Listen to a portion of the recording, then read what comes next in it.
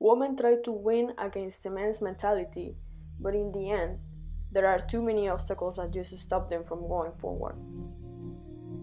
Even though women are becoming bolder and better able to defend themselves, today there are still many who suffer from the oppression of men. They have no choice but to change what they really want for themselves. In Science Preceding the End of the World, Machina, the main character, is pretty good at defending herself against patriarchy. It is really hard to influence her since she knows how men are already.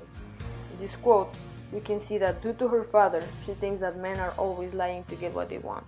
Her main goal is to cross the border between Mexico and the United States to save and bring back her brother.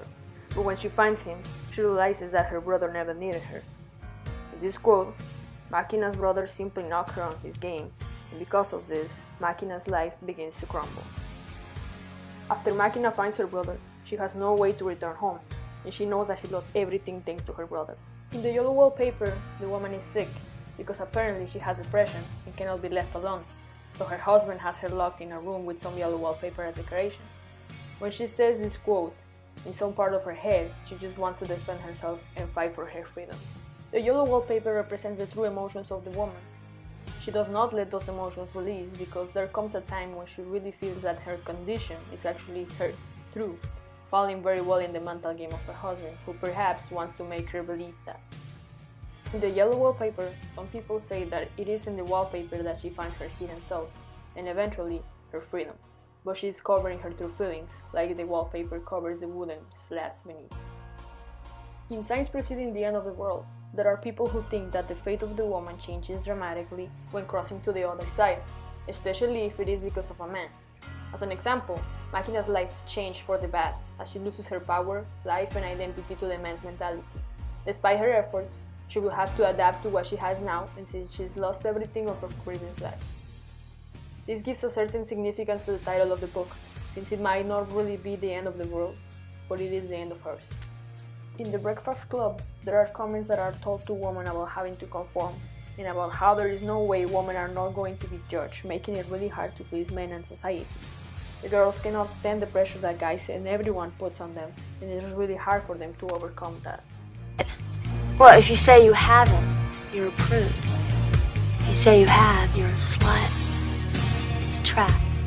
You want to, but you can't. And when you do, you wish you didn't, right? I may as well not even exist at this school, remember? And you don't like me anyway. You know, I have just as many feelings as you do, and it hurts just as much when somebody steps all over them. God, you're so pathetic. In Greece, as much as Sandy tries to fit and defend herself against sexism and criticism, she ends up changing her image, and she technically loses her identity just to please Danny, and basically all the other students. Danny? That's my name, don't wear it out. What's the matter with you? What's the matter with me, baby? What's the matter with you? What happened to the Danny Zuko I met at the beach? Well, I do not know. I mean, maybe, maybe there's two of us, right?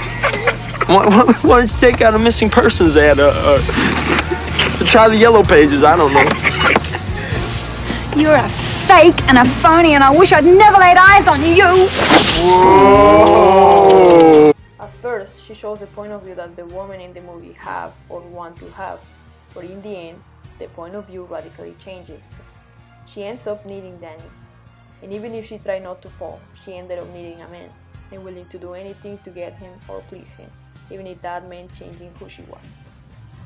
I'm just a fool who's willing to sit around and wait for you. In conclusion, society must show women how to fight for their dreams and their freedom no matter the obstacles they encounter. If women are still worrying about all the problems that come, they will continue to fall into the men's game and end up giving up and surrendering to the patriarchy. Women are capable of defending themselves against oppression, sexism, and patriarchy. But if they worry about what society thinks of them, there will always be something that will stop them and make them lose to the men's mentality. This will probably change if we start to encourage more and more women to fight harder for their freedom.